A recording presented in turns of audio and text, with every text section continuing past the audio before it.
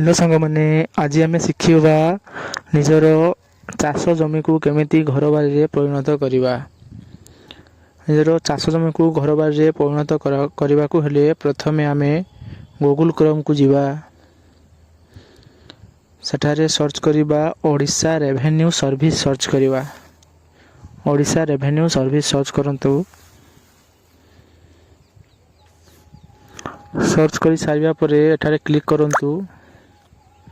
Click कर सारिया परे apply for conservation of agriculture land को क्लिक करेंगे। सेकेंड ऑप्शन को क्लिक करंतु।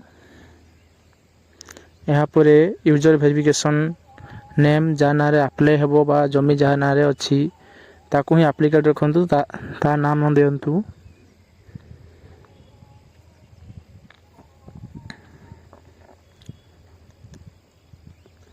नाम पूरा नाम लिखंतु। लिखि सारिया परे तांकर मोबाइल नंबर दे दियंतु। ईमेल आईडी मैंडेटरी नहीं जदि आपनक इच्छा आपन दे पारिबे न दे पारिबे। मोबाइल नंबर दे दियंतु।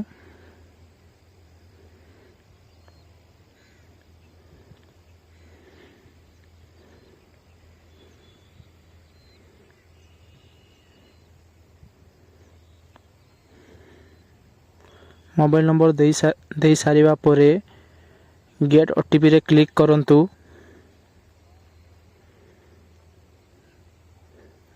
मोबाइल नंबर दे सारिबा परे गेट ओटीपी रे क्लिक करंतु।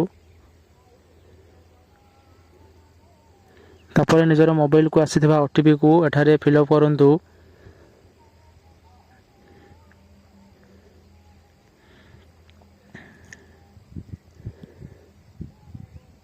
ओटीपी दे साइला परे वेरीफाई बटन रे क्लिक करंतु। यहाँ पर जहाँ रे अप्लाई होईची ताहार फादर किबा जदि से स्त्री होइथबो तांको स्वामी रो नाम लिखंतु। ताहार पिता किंबा स्वामी को नाम दे सारिया परे एठारे ताहार ग्राम किंबा सहर जोटी से रहउथबो ताहार वासस्थान को दियंतु। ग्रामर नाम लिखंतु। ग्रामर नाम लिखि सारिया परे सेठारे सब एड्रेस दे देबे। डिस्ट्रिक्ट दे देबे। राज्य सिलेक्ट करेंगे। पिन कोड दे देबे। ईमेल आईडी दे देबे। तापर मोबाइल नंबर दे देबे।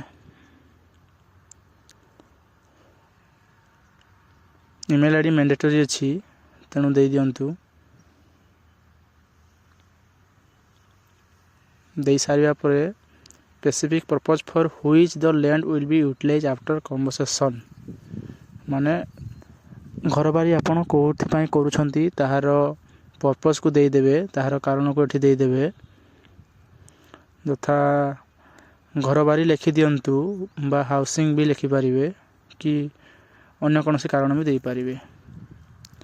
तापरे तळको स्क्रॉल करंतु एवं एठारे पट्टाटा जो पट्टा जो जमी रे अछि बा मौजा सिलेक्ट करिवे। पट्टार एड्रेस देबे। जमी पट्टार एड्रेस दे देबे। मौजा सिलेक्ट करंतु। खाता नंबर सिलेक्ट कर दियंतु। एडा सब पट्टार ऊपर सब लेखा थिबो। सब देखि आपण सब दे पारिबे। खाता नंबर सिलेक्शन हो साइला परे एठारे प्लॉट आसी जीवो। जदि गोटे प्लॉट अच्छी गोटे प्लॉट आसीबो अधिका प्लॉट से अधिका आसीबो। ए प्लॉट रे जते एरिया थिबो पळे आसीबो। से एरिया मध्ये आपण जते करिया पई चाहछंती कि बा सब करिया पई चाहछंती ता एठी लिखि देबे। जदि आपणकर जमी नेशनल हाईवे किंबा स्टेट हाईवे पाखरे अछि ताहले एहाको यस करिवे तथा न करिवे। यह कर सारा पर जदि लैंडटा रूरल एरिया अच्छे रूरल एरिया क्लिक करेंगे। म्युनिसिपाल थे म्युनिसिपाल क्लिक करेंगे। एनएसी थे एनएसी क्लिक करेंगे। जदि आपण चाष करने व्यतीत सेठे आउ कौन घर किंबा कौन कार्य करले ताहले याको ऑलरेडी यूज चूज करेंगे। केबेठारु सही जमीटा व्यवहार करेनी डेटा दे देबे। सोर्स ऑफ ओनरशिप रे ଆପଣ ଜମିଟା କିଣିଥିବେ ତାହେଲେ ପରଚେସ୍ ଦେଇଦିଅନ୍ତୁ। ଏଠାରେ ସେହି ଜମିକୁ ବିକ୍ରି କଲା ପରେ କେତେ ଟଙ୍କା ହେବ ତାହାର ମୂଲ୍ୟ ଆନୁମାନିକ ଭାବରେ ଲେଖିଦିଅନ୍ତୁ। ଯଦି ଆପଣ SC/ST ଥିବେ ୟେସ୍ କରିବେ, ନହେଲେ ଏଠାରେ ନ କରିଦିଅନ୍ତୁ। ଏହା କରିସାରିବା ପରେ ଏଠାରେ କ୍ୟାପ୍ଚାକୁ ଏଣ୍ଟ୍ରି କରିଦିଅନ୍ତୁ ଏବଂ ଡିକ୍ଲାରେସନକୁ ଟିକ୍ କରିଦିଅନ୍ତୁ। ସବମିଟ୍ ମାରିବା ଆଗରୁ ଫର୍ମଟାକୁ ଭଲସେ ଥରେ ଦେଖିଦିଅନ୍ତୁ, ପଢ଼ିଦିଅନ୍ତୁ ଠିକ୍ ଅଛି ନା ନାହିଁ। ତାହାପରେ ଭଲସେ ପଢ଼ି ସାରିବା ପରେ ଏହାକୁ ସବମିଟ୍ରେ କ୍ଲିକ୍ କରନ୍ତୁ। ସବମିଟ୍ରେ କ୍ଲିକ୍ କରିସାରିବା ପରେ ଓକେ କରନ୍ତୁ ଏବଂ ଏହାକୁ ପ୍ରିଣ୍ଟ କରନ୍ତୁ। ଆପଣ ପ୍ରିଣ୍ଟ କରିପାରିବେ ବା PDFରେ ସେଭ୍ କରନ୍ତୁ। ଏହାପରେ ଏତିକିରେ କାମ ସରି ନାହିଁ, ଏଟାକୁ କ୍ଲୋଜ୍ କରିଦିଅନ୍ତୁ। ତଳକୁ ଯାଆନ୍ତୁ ଏବଂ ପେମେଣ୍ଟ 170 ଟଙ୍କା ଅଛି, ତାକୁ ମେକ୍ ପେମେଣ୍ଟରେ କ୍ଲିକ୍ କରନ୍ତୁ। ଏହାପରେ ଏମିତି ପେଜ୍ ଆସିଯିବ। ଏଠାରେ ନେକ୍ସଟ କ୍ଲିକ୍ କରନ୍ତୁ। ନେକ୍ସଟ କ୍ଲିକ୍ କରିସାରିବା ପରେ UPIକୁ ଯାଆନ୍ତୁ। UPIରେ SBI ପେକୁ ସିଲେକ୍ଟ କରନ୍ତୁ ଏବଂ ଭଲ ଭାବରେ କ୍ୟାପ୍ଚାଟାକୁ ଫିଲ୍ଅପ୍ କରି ପ୍ରୋସିଡ୍ ଟୁ ପେମେଣ୍ଟ ଉପରେ କ୍ଲିକ୍ କରନ୍ତୁ। ଏହାକୁ ଓକେ କ୍ଲିକ୍ କରନ୍ତୁ। ଏହାପରେ ଏଠାରେ UPI ଏବଂ QRକୁ ସିଲେକ୍ଟ କରନ୍ତୁ। ପେ ନାଓ ଉପରେ ସିଲେକ୍ଟ କରନ୍ତୁ ଏବଂ QR କୋଡ଼ରେ ସ୍କାନିଂ କରନ୍ତୁ।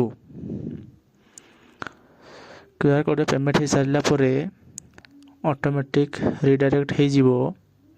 ଏହାପରେ କ୍ଲିକ୍ କରି ସାରିବା ପରେ ନିଜର ପେମେଣ୍ଟ ରିସିପ୍ଟକୁ ପ୍ରିଣ୍ଟ କରିଦିଅନ୍ତୁ। ଏହା ଥିଲା ନିଜ ଚାଷ ଜମିକୁ କିଭଳି ଭାବରେ ଘରବାରି କରିବାର ଫୁଲ୍ ପ୍ରୋସେସ୍। ଆପଣମାନଙ୍କୁ କିପରି ଲାଗିଲା କମେଣ୍ଟରେ ଜଣାନ୍ତୁ। ଲାଇକ୍ ଏବଂ ସବସ୍କ୍ରାଇବ୍ କରି ବେଲ୍ ବଟନଟାକୁ ଅଲ୍ରେ ସେଟ୍ କରିଦିଅନ୍ତୁ। ଧନ୍ୟବାଦ।